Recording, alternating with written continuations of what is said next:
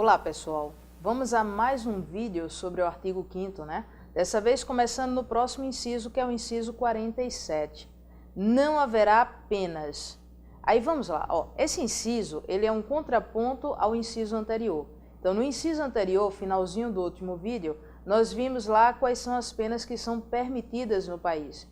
E agora nós vamos trabalhar com as penas que são proibidas em nosso país. Então vamos para essas penas. Não haverá penas, a linha A, de morte, salvo em caso de guerra declarada, nos termos do artigo 84, inciso 19. Quando a Constituição fala de pena de morte, ela faz uma ressalva. Ela diz que não haverá pena de morte, salvo em caso de guerra declarada. E ela menciona o artigo 84, inciso 19. É muito importante ao nosso candidato, ao nosso aluno, que sempre que encontrar a Constituição fazendo menção a outro artigo, vá naquele artigo, mesmo que esse artigo não esteja dentro do conteúdo programático. Mas sempre vá no artigo, porque as provas, elas costumam trocar nos termos do artigo tal pela própria redação do artigo. O artigo 84, inciso 19, ela fala das hipóteses em que o presidente pode declarar guerra previamente autorizada pelo Congresso Nacional, ou se o Congresso Nacional estiver de recesso, pode referendar a decisão do presidente posteriormente. Logo, nós estamos falando de guerra estrangeira com outro país. Não se admite no Brasil pena de morte quando a gente está falando em guerra civil, como pacificação das favelas. Não é possível pena de morte nesses casos. O Brasil só admite a pena de morte quando a gente está diante de uma guerra estrangeira com outro país que tenha sido declarada pelo presidente da República e que tenha sido ou autorizada ou referendada pelo Congresso Nacional. Então, a gente admite excepcionalmente a pena de morte em caso de guerra declarada. Como é que isso aqui normalmente é abordado em prova? Bem, pode cair o texto da Constituição. Não haverá pena de morte, salvo em caso de guerra declarada, nos termos do artigo 84, inciso 19. Aí não temos dúvida, a questão vai estar correta. O problema é que, às vezes, ela vem com um probleminha na interpretação da questão. Então, é muito comum cair em prova da seguinte forma. O Brasil admite pena de morte, ponto. Bem, aí as pessoas já começam a interpretar, admite, mas só em caso de guerra declarada, admite, mas só excepcionalmente, ou regra geral não admite. Não façam esse tipo de interpretação. Vejam a questão da forma mais objetiva possível. Então, o Brasil admite pena de morte, ponto. Se nós admitimos pelo menos uma hipótese de pena de morte, nós admitimos a pena de morte. Tem que ser bem objetivo nessas questões. Então, o Brasil admite pena de morte, ponto, está correta a questão. O Brasil admite, sim, apenas em caso de guerra declarada. As hipóteses de pena de morte estão previstas no Código Militar. Às vezes a questão inverte e a pergunta vem: o Brasil não admite pena de morte, ponto, errado. O Brasil admite sim a pena de morte, porém em questões excepcionais de guerra declarada, certo? Então, questão objetiva, a gente evita maiores interpretações. Vamos para a segunda pena que é proibida no Brasil. É a da linha B, pena de caráter perpétuo. No Brasil, as penas estão limitadas ao máximo do cumprimento de 30 anos. E a gente também não tem penas crimes cuja pena ultrapassem os 30 anos. Então, no Brasil, mesmo quando a pessoa é condenada, por exemplo, a 400 anos de prisão, o máximo que ela pode cumprir são 30 anos, para evitar a caracterização da pena de caráter perpétuo. Isso foi criado em benefício do princípio da dignidade do ser humano.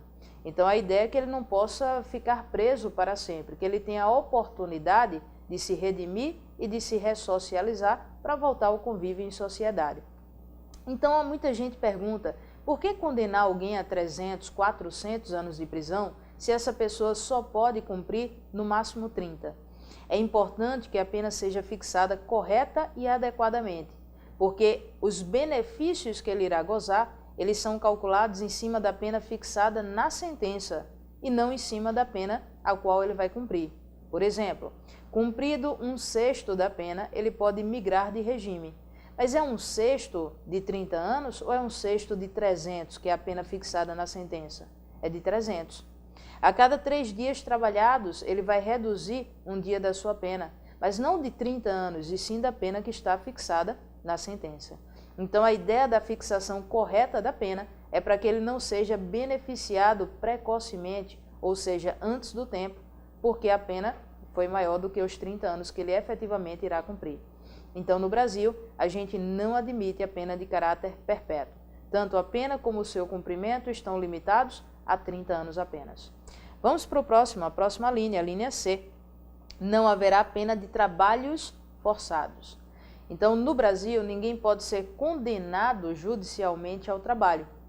Entretanto, essa questão foi cobrada recentemente em prova, fazendo uma diferenciação entre a obrigação de trabalhar e trabalhos forçados.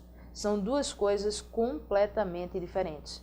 Quando a gente fala em trabalho forçado, condenação a trabalho forçado, isso aí a Constituição proíbe e é cláusula pétrea. Não pode ser retirado, nem mesmo por emenda constitucional. Trabalhar forçado é trabalhar de forma análoga à do escravo. Então, o escravo ele era forçado fisicamente ao trabalho, então era açoitado, acorrentado, vivia preso. Não é essa a situação. Segundo, o escravo não era remunerado. Então, quando a gente pega, por exemplo, a Lei de Execuções Penais, ela diz expressamente que o preso condenado a pena privativa de liberdade, ele é obrigado a trabalhar. Não tem nada a ver com trabalhos forçados. Uma das obrigações, das responsabilidades e que irá proporcionar uma ressocialização do preso é o trabalho. Mas ele não se confunde com o trabalho escravo, primeiro, porque o preso não é coagido fisicamente ao trabalho, mas simplesmente ele perde alguns benefícios que ele teria caso ele resolva não trabalhar. Como, por exemplo, a cada 3 dias trabalhados, ele reduziria um dia da pena. Mas se ele não trabalhar, ele não vai ter essa redução. Segundo, ele é remunerado pelo trabalho que ele exerce. Então, a gente está falando de um trabalho normal, mas que não é análogo ao do trabalho escravo. Então, não confundam pena de trabalhos forçados, que seria análogo ao do escravo, com as penas, com a responsabilidade, com a obrigação do preso de trabalhar. Então, se cair em prova, o preso condenado a pena privativa de liberdade é obrigado a trabalhar, correta questão. Isso está na Lei de Execuções Penais. Se cair na prova, o preso pode ser condenado a pena de trabalhos forçados, errado. Isso aí a Constituição proíbe. Não pode ser utilizado como pena os trabalhos forçados. Vamos para a próxima linha. Ela fala também que não haverá pena de banimento. O banimento é a expulsão do brasileiro do país. Então, no Brasil, a gente não pode expulsar nem o brasileiro nato e nem o brasileiro naturalizado. Caso, eventualmente, um brasileiro cometa um crime aqui no país, ele será processado e julgado de acordo com as leis brasileiras. Agora, o estrangeiro, aí a Constituição permite que ele seja expulso. Então, nós já tivemos episódios no Brasil em que estrangeiros foram expulsos porque cometeram um crime que atentasse contra a segurança nacional ou ainda a soberania do nosso país. Então, estrangeiro pode ser expulso. Brasileiro não pode ser banido, não pode ser expulso do nosso país. E notem que essa regra vale para brasileiro nato e para brasileiro naturalizado.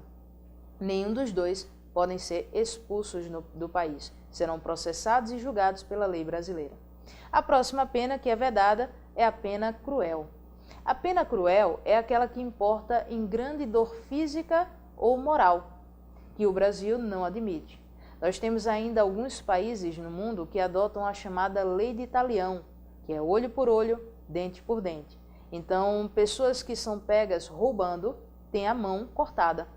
Se reincidirem no roubo, eles cortam a outra mão. Algumas pessoas que cometem crimes de adultério, que o Brasil já não considera mais crime, mas em muitos países do mundo ainda é considerado crime, essas pessoas são condenadas a serem açoitadas, levarem 100 chibatadas em praça pública, ou ainda a serem apedrejadas em praça pública. Esse tipo de pena, que importa em grande dor física ou moral, o Brasil não admite, porque é considerado uma pena cruel. E mais uma vez, isso é cláusula pétrea, ou seja, não pode ser retirado da Constituição Federal, nem mesmo por meio de uma emenda constitucional. Então, não admitimos a pena cruel. Vamos seguir adiante. No próximo inciso, nós temos aqui o inciso 48. A pena será cumprida em estabelecimentos distintos, de acordo com a natureza do delito, o sexo e a idade do apenado. Então a ideia aqui desse nosso inciso é simplesmente que a gente possa fazer uma separação na hora de cumprir a pena entre as pessoas por motivo de sexo, por motivo de idade e pelo grau de periculosidade do crime que cada um cometeu. Por exemplo, mulheres não devem ficar no mesmo estabelecimento prisional que homens. Pessoas jovens, menores, que não podem inclusive ser presas para cumprir pena de prisão, mas somente internadas, como uma medida socioeducativa, elas não podem estar no mesmo estabelecimento que adultos. E presos de alta periculosidade, eles devem estar em estabelecimentos distintos de presos de baixa periculosidade.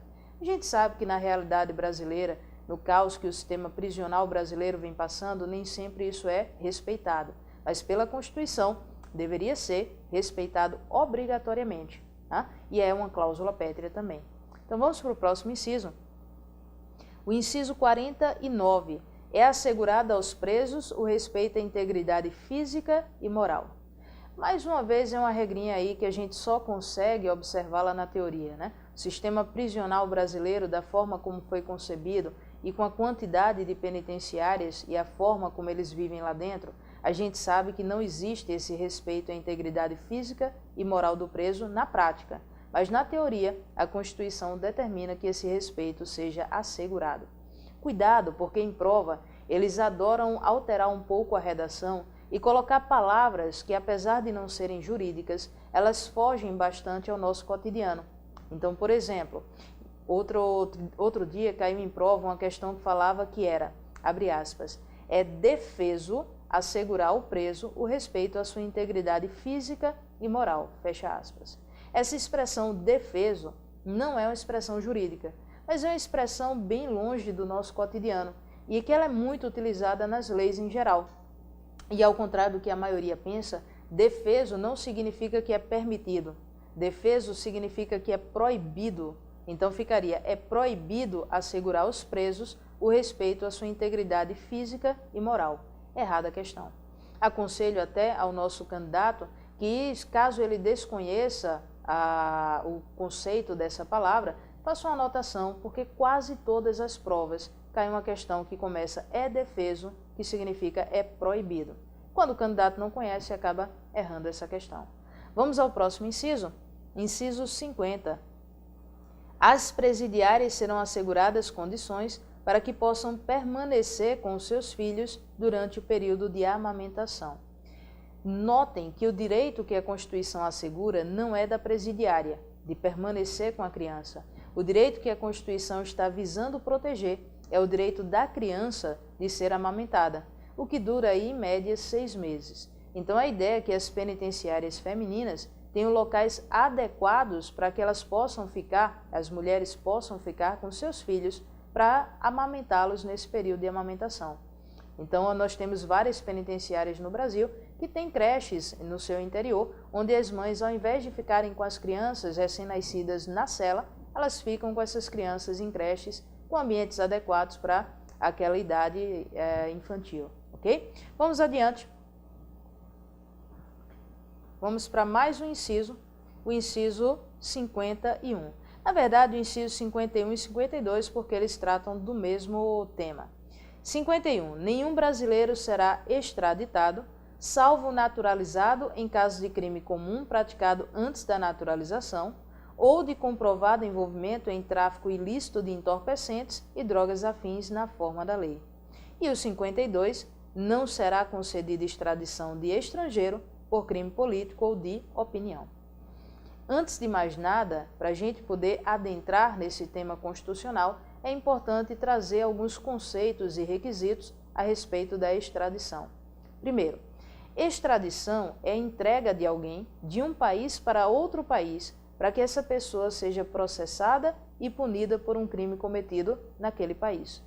Então a gente entrega alguém de um país para outro país a pedido desse outro país. Porque quando a gente tira compulsoriamente a pessoa do nosso país sem que ninguém tenha pedido, a gente está falando de expulsão. Na extradição, ela depende de um pedido. Então, um caso famoso que tivemos nos últimos anos foi o do Juan Carlos Abadia, que é colombiano, que foi preso no Brasil, mas que os Estados Unidos pediu a extradição do colombiano e o Brasil o extraditou. Então notem que houve um pedido dos Estados Unidos e o Brasil, atendendo o pedido, extraditou o colombiano. Mais uma coisa, notem que ele não foi extraditado para a Colômbia. A pessoa, em regra, é extraditada para o país em que ela cometeu o crime, que no meu exemplo foi os Estados Unidos. Outra regrinha, para a gente ter extradição é necessário que o país que pede e o país que concede a extradição, eles mantenham entre si um tratado internacional. Então essa é a regra. Então entre o país que pede e o país que extradita deve haver um tratado internacional. Entretanto, o Supremo entende que é possível, em alguns casos, haver extradição mesmo sem um tratado internacional, desde que o país que vai receber o extraditando se comprometa a não aplicar contra ele nem a pena de morte, nem a pena de caráter perpétuo. Isso porque ambas as penas são proibidas no nosso país. Então, por exemplo, se não houvesse tratado internacional entre Brasil e Estados Unidos, a condição para o Brasil extraditar o colombiano é que lá, nos Estados Unidos, ele não fosse punido nem com a pena de morte e nem com a pena de caráter perpétuo. Então, seria uma condição. O país que recebe firma um compromisso com o país que extradita. No caso Brasil e Estados Unidos, como existe o tratado, isso aí não precisou ficar expresso como condição.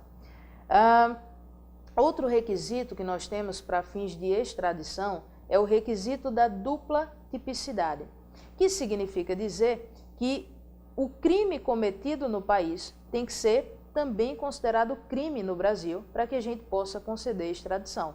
Então tem que ser crime no país em que ele cometeu e também crime no Brasil. Caso no país em que ele cometeu seja crime, mas no Brasil a gente não considere como crime, o Brasil não pode extraditar. Vamos dar um exemplo. Falamos agora há pouco que no Brasil o adultério não é mais considerado crime. Então imagina que alguém num determinado país cometeu um crime de adultério. Aquele país considera na sua legislação o adultério como sendo crime. Essa pessoa foge para o Brasil. O país pede a extradição dela. Nesse caso, o Brasil não pode extraditar, porque o crime que ela cometeu lá fora, para o Brasil, não é mais considerado crime. Então tem que ser crime lá fora, tem que ser crime aqui dentro. Princípio da dupla tipicidade. O ato típico é o ato previsto como criminoso. Então tem que ser considerado crime lá fora, considerado crime aqui dentro do país. Caiu recentemente numa questão de prova um textozinho em que dizia que uma pessoa cometeu algo que lá fora era considerado crime, mas que no Brasil não era crime, era contravenção penal. Então a resposta dizia que essa pessoa não poderia ser extraditada porque não preenchia o princípio da dupla tipicidade, certo? Ou o requisito da dupla tipicidade.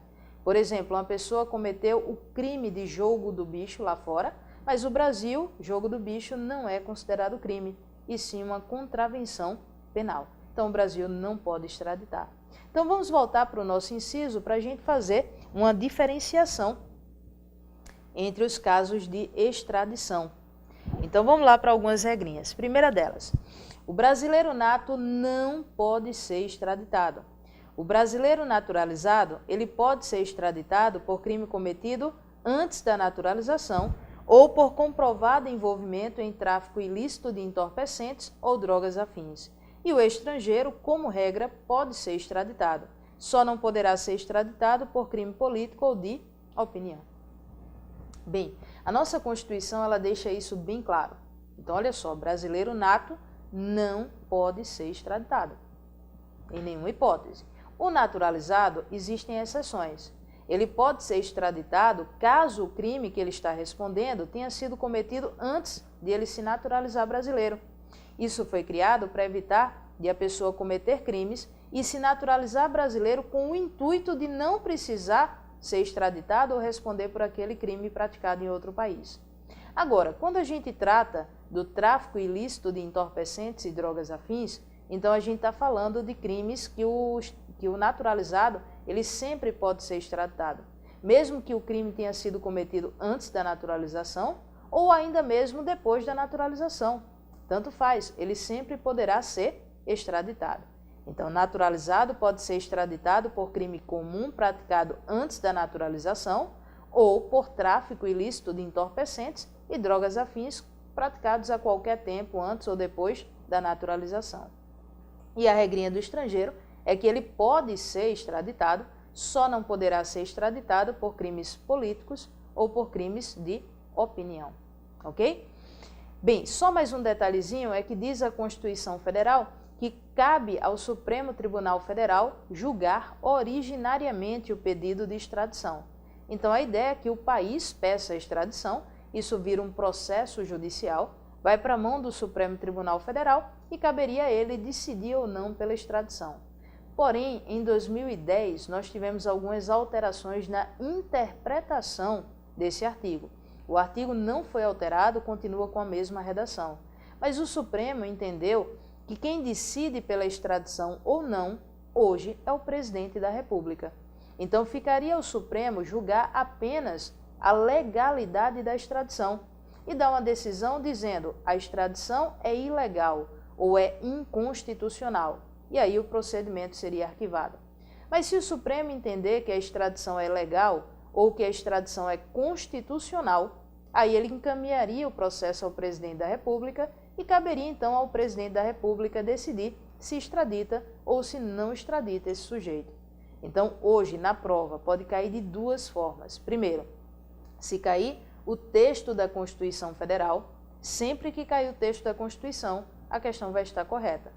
Então, se cair lá, compete originariamente ao Supremo Tribunal Federal julgar a extradição. Repetir o texto da Constituição, correta a nossa questão. Mas pode cair de acordo com o Supremo. E aí cairia da seguinte forma: compete ao Supremo Tribunal Federal julgar a legalidade da extradição. Compete ao presidente da República decidir se extradita ou não extradita o sujeito. Bem, já tem caído das duas formas em prova de concurso. Então, nosso candidato tem que ficar antenado para não perder uma questão quando depender de interpretação. Vamos adiante. Inciso 53. Ninguém será processado nem sentenciado senão pela autoridade competente. Esse princípio a gente chama de princípio do juiz natural. Bem, ele é bem simples. Significa dizer que para a gente ser processado, primeiro, a pessoa que vai julgar tem que ser um juiz. E juiz significa dizer que ele está legalmente investido na função de julgar.